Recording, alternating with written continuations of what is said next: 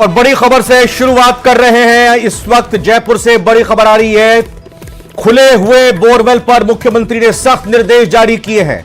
मुख्यमंत्री की तरफ से कहा गया है कि 2 सप्ताह में पूरा करे सर्वे का काम। कहां पर बोरवेल खुले हुए हैं, क्या स्थिति है, यह एक गंभीर मसला है, क्योंकि हाल फिलहाल में लगातार बोरवेल में गिरने से बच्चों के हादसों में इजाफा हो रहा है और इसी पर गंभीरता बरतते हुए, इस मामले को गंभीर मानते हुए सीएम ने सख्त निर्देश जारी करते 2 सप्ताह के अंदर अधिकारियों को निर्देश दिए। आज की बैठक में सर्वे करने के बाद उचित कार्रवाई भी हो, यह भी सुनिश्चित किया जाए। मुख्यमंत्री की तरफ से साफ कह दिया गया है, सर्वे करें, बोरवेल का पता लगाएं, क्या स्थिति है हर जिले में, और सर्वे करने के साथ ही साथ यह पता लगाने के साथ ही साथ कि बोरवेल कहां पर कितनी स्थिति में है और उनको ढकने के भी पूरे इंतजाम किए जाए, उचित कार्रवाई भी की जाए लापरवाह लोगों के खिलाफ।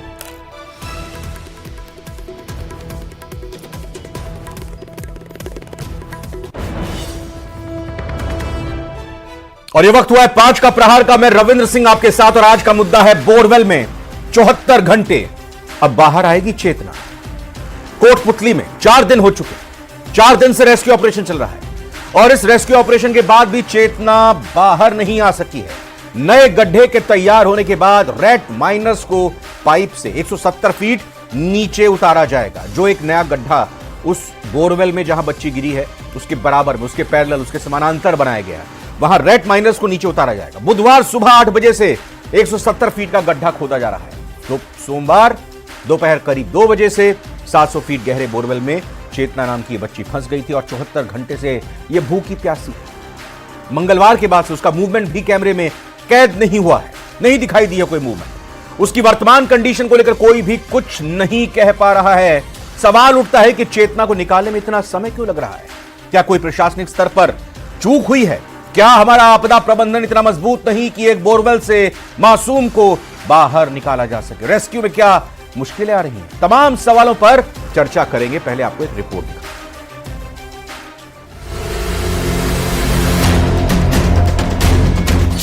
कोटपुतली में 4 दिनों से बोरवेल में फंसी है 3 साल की चेतना। खुदाई पूरी, अब रैट माइनर्स नीचे उतरेंगे। एनडीआरएफ के सुपरविजन में सुरंग बनाने का काम। मासूम की हालत को लेकर चिंता, दुआओं का दौर। बोरवेल में 74 घंटे, अब बाहर आएगी चेतना।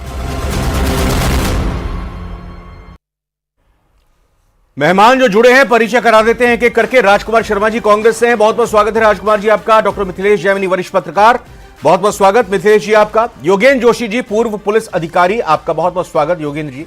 और हीरालाल सेन ग्राउंड जीरो से, ग्राउंड से मौजूद हमारे संवाददाता, लगातार 4 दिन से हर पल की अपडेट आप तक पहुंचा रहे हैं। जयपुर ग्रामीण इलाके में कोटपुतली, उसी गांव में जहां पर चेतना नाम की मासूम गिरी है, उसको बचाने की कोशिश की जा रही है। सबसे पहले हीरालाल सेन के पास ही चलेंगे। हीरालाल, बच्ची की मूवमेंट लास्ट कब दिखाई दी थी, अभी क्या स्टेटस है, यह संक्षेप में मैं चाहूंगा आप इसका जवाब दें और विस्तार से चाहूंगा बताइए। 4 दिन हो चुके हैं, 74 घंटे से ज्यादा का वक्त हो गया है। चूक, लापरवाही कहां कहां हुई है? हम यहां बैठकर स्टूडियो में अंदाजा नहीं लगा सकते, लेकिन आप वहां सर्दी में, धूल मिट्टी में लगातार मौजूद हैं, डटे हुए हैं। पता नहीं आपको खाना मिल पा रहा है सही टाइम पर, नहीं मिल पा रहा है, लेकिन आप अपनी जिम्मेदारी निभाते हुए लोगों तक खबर पहुंचा रहे हैं।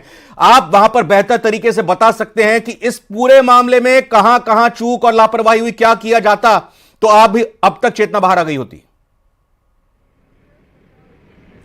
सबसे पहले जो बालिका का मूवमेंट है उसके बारे में आपको बताना चाहूँगा कि बालिका का मूवमेंट कल 1 दिन पहले से बंद हो चुका है, क्योंकि जो बोरवेल में जो बच्ची 173 फीट की गहराई में अटकी हुई है उसके ऊपर जो गीली मिट्टी इकट्ठी होने की वजह से कैमरा उस तक नहीं पहुँच पा रहा है। इस वजह से बच्ची की जो मूवमेंट है वो मॉनिटरिंग नहीं की जा रही है। लगातार जो 73 घंटों से जो रेस्क्यू ऑपरेशन है बच्ची को बाहर निकालने के लिए एनडीआरएफ और एसडीआरएफ की टीम है और अब रैट माइनर्स की टीम को भी यहाँ बुलाया गया है। लगातार उनकी तरफ समानांतर जो गड्ढा खोदा जा रहा था उस बोरवेल के बराबर में, वो गड्ढा खोदने का काम क्या पूरा हो चुका है? पाइलिंग मशीन आपके पीछे है, तस्वीरें उसकी भी दिखाइएगा, बताइएगा क्या गड्ढा पूरा खोदा जा चुका है? रैट माइनर्स जिनका काम होगा इस नए खोदे गए गड्ढे से जिस बोरवेल में बच्ची गई है उसमें एक सुरंग बनानी, 20 फीट के करीब वो सुरंग है, उसको बनाने के लिए अभी फिलहाल बताइए क्या यह गड्ढा पूरा हो गया है?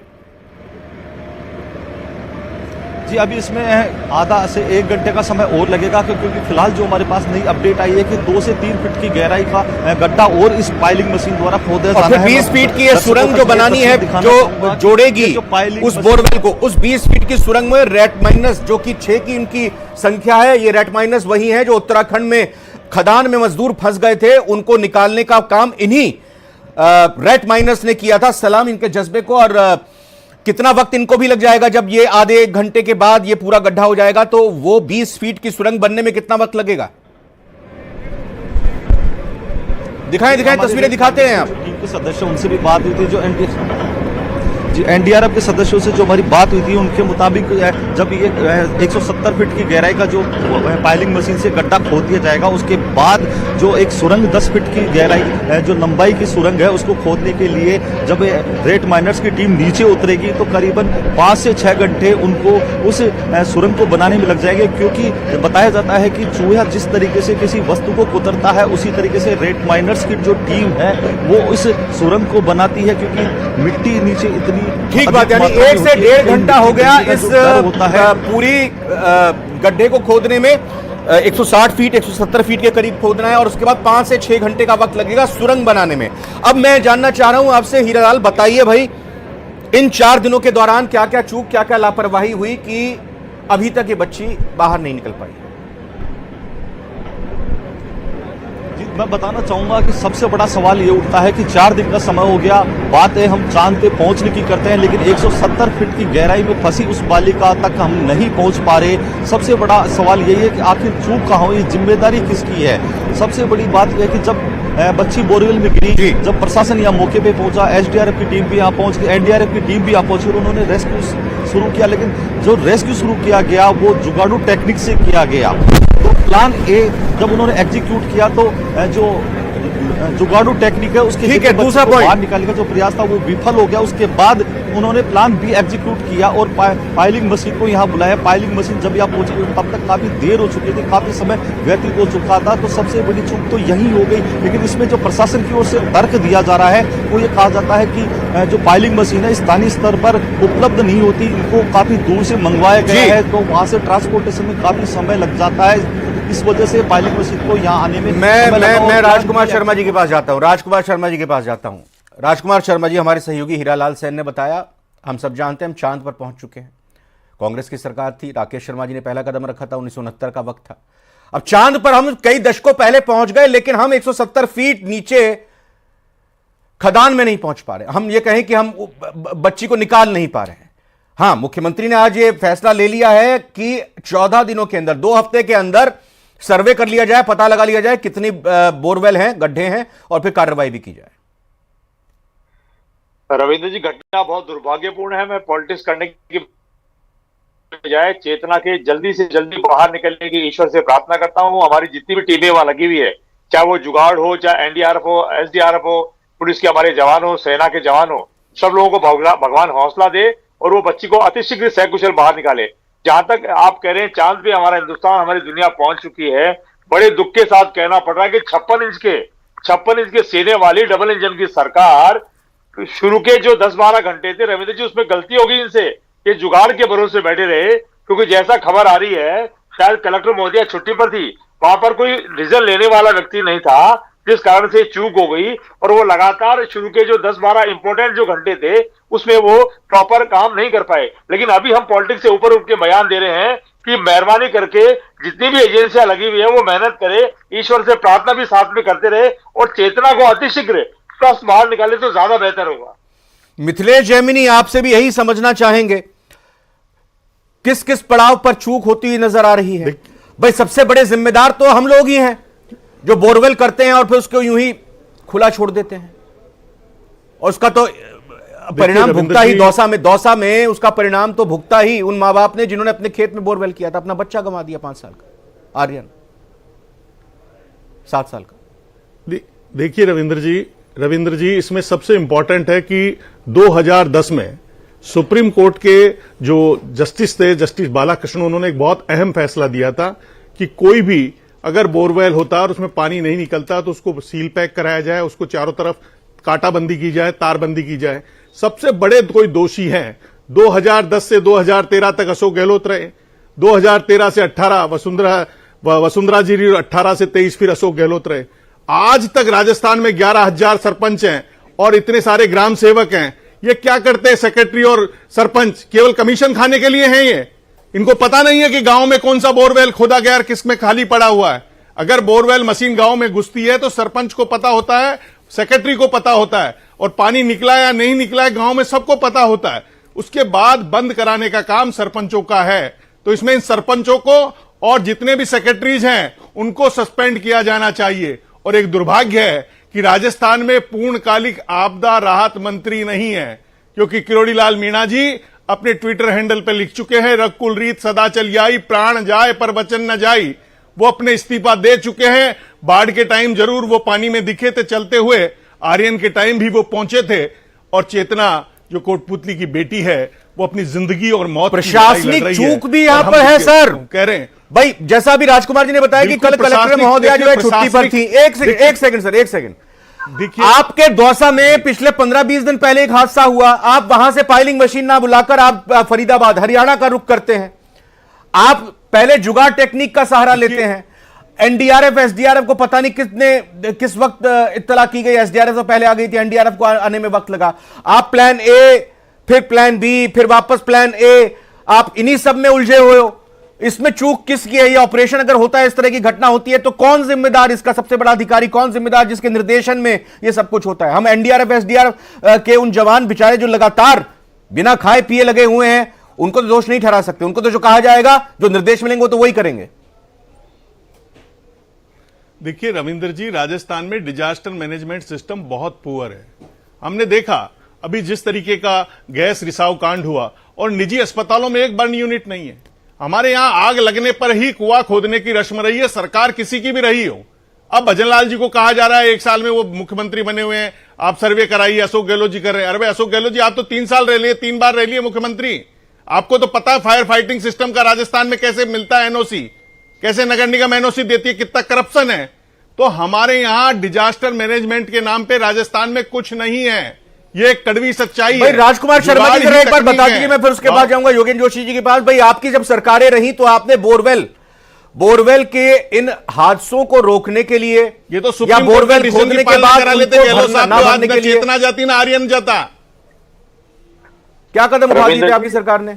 रविंद्र जी, घटना बहुत दुर्भाग्यपूर्ण है। मैं इसमें राजनीति नहीं करना चाहता। 2010 की सुप्रीम कोर्ट की गाइडलाइन के बावजूद भी अगर कोई कलेक्टर, एसपी, पटवारी, तहसीलदार अगर खुले बोरवेल छोड़ रहा है तो सरकार किसी की भी हो, कठोर से कठोर कार्रवाई करनी चाहिए थी। और अभी कुछ दिन पहले हमारा एक बेटा आर्यन भी गया है। मैं भारतीय जनता पार्टी की सरकार से पूछना चाहता हूं कि आर्यन की घटना होने के बाद किस एक व्यक्ति पे कार्रवाई हो, नाम तो बताइए। अरे मुझे आप ये बताइए, 2008 से 2013 में आपकी सरकार थी, 18 से 23 में आपकी सरकार थी, क्या ये हादसे नहीं हुए थे उस दौरान? और आपने कितने कर लिया था कार्रवाई? मैं कह रहा हूं दुर्भाग्यपूर्ण है। मैं कह रहा हूं दुर्भाग्यपूर्ण है। सरकार चाहे कांग्रेस की हो चाहे बीजेपी की हो, राजस्थान का, हिंदुस्तान का दुर्भाग्यपूर्ण कहने भर से थोड़ी कुछ होता है ना। अब आप अगर ऐसा कहेंगे, बीजेपी वालों से हमने संपर्क किया कि भाई आइए जवाब दीजिए, इसमें हम चर्चा करेंगे, कोई आया ही नहीं। बीजेपी तो क्यों आएगी? बीजेपी तो उत्सव मनाने में लगी हुई है, पहले 1 साल का, फिर राइजिंग राजस्थान। अरे तो आपने मैं वही तो पूछ रहा हूं आपसे, 8 से 13, 18 से 23, अरे कोई घटना नहीं हुई थी क्या? 10 से 13 आप थे, 18 से 23 आप थे, इस तरीके से आपकी बहन थी, अशोक गहलोत जी की बहन। अरे जवाब दीजिए ना राजकुमार जी, भाई आपने क्या सिस्टम बनाया 18 से 23 में इन बोरवेल को लेकर? आपने क्या सिस्टम बनाया था? मैं कह रहा हूं हमारे कार्यकाल के अंदर जितने भी बोरवेल खुले थे, हमने जहां भी ऐसी घटना पाई गई वहां कलेक्टर, एसपी को तुरंत तत्काल प्रभाव से उसको वहां बुला करके डांट फटकार लगाई गई। और उसको जांच कमेटी बिठा करके बुला करके डांट फटकार लगाई। आपने बोरवेल बंद कराए कि आपने सुप्रीम कोर्ट की गाइडलाइन के हिसाब से उनकी तारबंदी कराई? योगेंद्र जोशी जी, भाई आप भी एक पूर्व पुलिस अधिकारी और कई तरह के रेस्क्यू ऑपरेशन में आप भी शामिल रहे हैं, डांट तो आपने भी खाई होगी, बुलाया होगा आपको भी जब कुछ ऑपरेशन दुर्भाग्य से फेल हो गया होगा। देखिए रविंद्र जी, ऐसा मौका तो जीवन में कभी आया नहीं है, क्योंकि हम तो पहले पहुंचने वाले अधिकारियों में से थे। और ये ऐसी चीजें क्यों होती है, क्या होता है कि राजनीतिक जो सरकारें होती हैं, ये एक चली जाती है तो दूसरा उसकी गाल बजाते हैं, और दूसरी चली जाती है तो पहले वाला गाल बजाता है। ये अपनी जिम्मेदारियों से मुंह मोड़ते हैं। आप देखिए, आपदा प्रबंधन के पास किसी भी तरह के ऐसे संसाधन नहीं है जो इस प्रकार की गंभीर दुर्घटनाओं से सामना कर सकें। चाहे केंद्र सरकार हो, चाहे राज्य सरकार हो, इसके ऊपर कोई भी मेहनत करता नहीं है, न कोई इस पर निर्णय लेता है कि हमारे पास अगर इस तरह की फाइलिंग मशीन नहीं है या और भी इक्विपमेंट्स नहीं है तो ये लाते क्यों नहीं है भाई, इनको खरीद क्यों नहीं करते हैं। और आप देखिए, साधारण किराए पर लाएंगे तो उससे ज्यादा, किराए पर लाएंगे ना तो उससे ज्यादा बेनिफिट रहेगा, समझ रहे हैं ना आप। 4 बार किराए पे लाएंगे तो वो उतनी कीमत के तो खरीद ही सकते हैं आप समझ रहे हैं। अगर फिर लेकिन इस प्रकार के, रविंद्र जी, इस प्रकार के बच्चे और बच्चियां इनके इंतजार करेंगे क्या? हरियाणा से, नोएडा, दिल्ली से प्रोक्लेन मशीन आएगी, ये मशीन आएगी, वो मशीन आएगी, तब तक बच्चा जिंदा रहेगा। ये मैं ये कह रहा हूं कि ये लापरवाही है बहुत गंभीर, और इन लापरवाहियों में अब तक किसी ने किसी को सजा नहीं दी। पहली बात आपने बताई कि एक तो ये संसाधनों की कमी है, ठीक है, ये और चेतना के इशू में और क्या क्या कमी नजर आ रही है जिस पर हमें नजर रखनी चाहिए। और साथ ही साथ सर्वे करा जाएगा अगले 14 दिनों के अंदर, 2 हफ्तों के अंदर सर्वे में क्या किया जाएगा? ये तो बहुत अच्छी बात है कि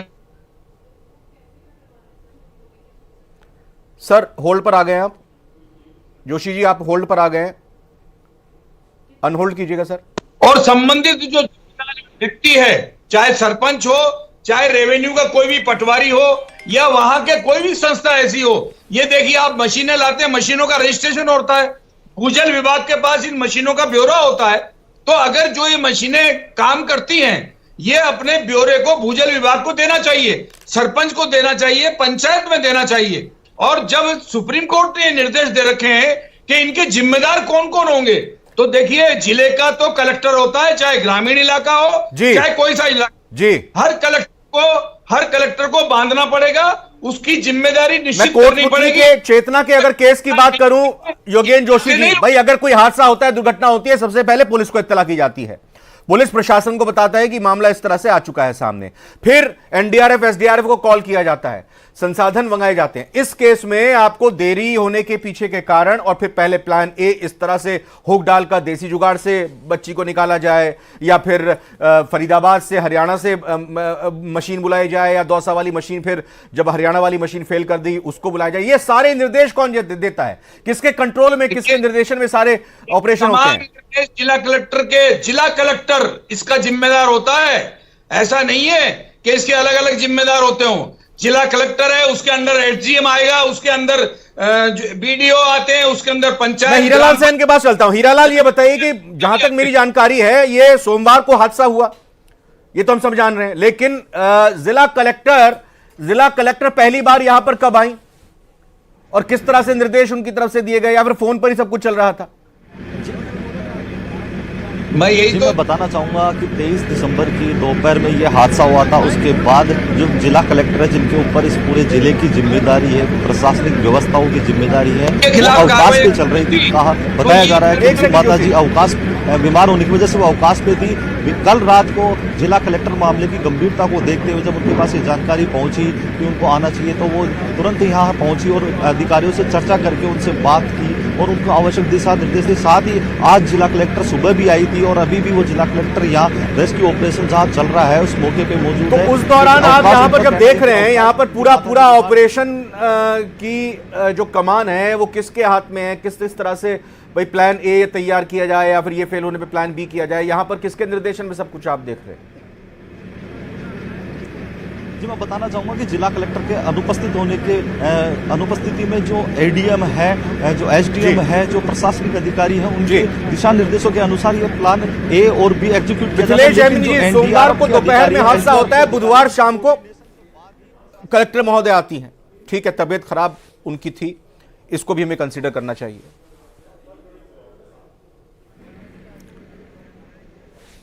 हाँ मिथिलेश जी, आपसे सवाल है सर। मिथिलेश जी, आवाज आ रही है आपको? जी, हाँ, मैं यही जानना चाह रहा हूं। भाई। सोमवार दोपहर को हादसा होता है, बुधवार शाम को पहुंचती हैं कलेक्टर महोदय। हमें यह भी ध्यान में रखना होगा, उनकी तबीयत खराब बताई जा रही है। देखिए, इसमें इंपॉर्टेंट चीज ये है कि हमारे जो बेसिक सिस्टम है उसको इंप्रूवमेंट करने की दरकार है। तमाम हादसों से पहले हमने तमाम बार देखा है कितने ही हादसे हो गए और लगातार हो रहे हैं, चाहे कांग्रेस की सरकार रही हो और बीजेपी की रही हो। जो मूल इस व्यवस्था को सुधारने का जिम्मा सरपंच और ग्राम सचिव का होना चाहिए, क्योंकि सरपंच को पता रहता है, सेक्रेटरी को पता रहता है कि ये बोरवेल खुद के गया है, पानी यहां नहीं निकला है। आज तक आप देखिए, कांग्रेस की सरकार में सोशल ऑडिट के लिए रमेश मीणा ग्रामीण पंचायत राज मंत्री थे, उन्होंने ऑर्डर निकाल दिया कि सरपंचों का सोशल ऑडिट होगा और सरपंचों ने जयपुर में पड़ाव दे दिया। स्कॉर्पियो और फॉर्च्यूनर माई नहीं जयपुर में। तो क्या केवल उनका काम यही है कि गांव वालों को लूटे? मैं गांव का आदमी हूं, मुझे पता है क्या होता है गांव में। सरपंच को गांव में पत्ता भी हिलता है तो पता रहता है, तो उसको पता नहीं है कि बोरवेल है कि नहीं है। तो सबसे पहले सरपंच को और सेक्रेटरी को सस्पेंड किया जाए जहां जहां घटना हुई है, चाहे आर्यन का मामला हो, चाहे चेतना का मामला हो। राजकुमार शर्मा जी, जरा बता दीजिए, आपके वक्त की सरकार ने ये जो मशीनें हैं, पाइलिंग मशीन, वक्त भी खूब हुए, बांदीपुर में हुआ, लालसोट में हुआ, राजकुमार जी में बताइए हुआ। जरा, कितनी मशीनें, कितने साजो सामान खरीदे थे, कितने इक्विपमेंट खरीदे थे आपकी सरकार में? कोई सामान नहीं है राजस्थान में। एक अनुमान बोलिए, नहीं हुआ, बोलिए, बर्निंग राजकुमार यूनिट जी। में गया तो 50 लाख रुपए दे के आया, बाकी नेता फोटो खिंचाने के लिए गए। राजकुमार जी बताइए, ये हालत है नेताओं की। अरे कुछ तो बताइए राजकुमार जी। नहीं बताएंगे। योगेंद्र जोशी जी, आखिर में सर बस अब बता दीजिए सर। रविंदर जी, कोई सामान नहीं है, ये कैमरे भी इनके पास नहीं है अंदर जो चले जाएं, और ऑक्सीजन ये डालते हैं तो इनको ये तक पता नहीं कि कितनी ऑक्सीजन अंदर डालनी चाहिए। मतलब हालत ये है कि एनडीआरएफ एसडीआरएफ के पास सिर्फ वर्दी पहन के खड़े होने के अलावा कोई सामान नहीं है। तगारी, फावड़े, ये काम आप इनसे करा लीजिए, लेकिन इतनी और एक ये बात भी बड़ी विडंबना वाली बात है, जैसी जानकारी मिली है उसके मुताबिक बच्ची 74 घंटे हो गए तब से भूखी प्यासी है। इससे पहले भी घटनाएं हुई हैं। इससे पहले की घटनाओं में हमने देखा कि बच्चे को रस्से के सहारे और जरूरी साजो सामान के सहारे कुछ खिलाने पिलाने की चीज वहां तक पहुंचाई गई और उन तस्वीरों को भी दिखाया जब उन्होंने उसको वहां पर खाया। ये यहां पर फिलहाल पूरा मामला नदारा दिख रहा है। हो सकता है कि ये पॉसिबल ना रहा, लेकिन बस उम्मीद हम सबको यही करनी चाहिए, दुआ यही करनी चाहिए कि जल्द से जल्द चेतना तक पहुंचा जा सके और उसको सुरक्षित बाहर निकाला जा सके। और सबसे बड़ी बात यह कि आज के बाद इस तरह की घटनाएं ना हो, इसके लिए सख्ती सरकार को बरतनी चाहिए, उसके लिए कोई भी कदम उठाना पड़े। फिलहाल 5 का प्रहार में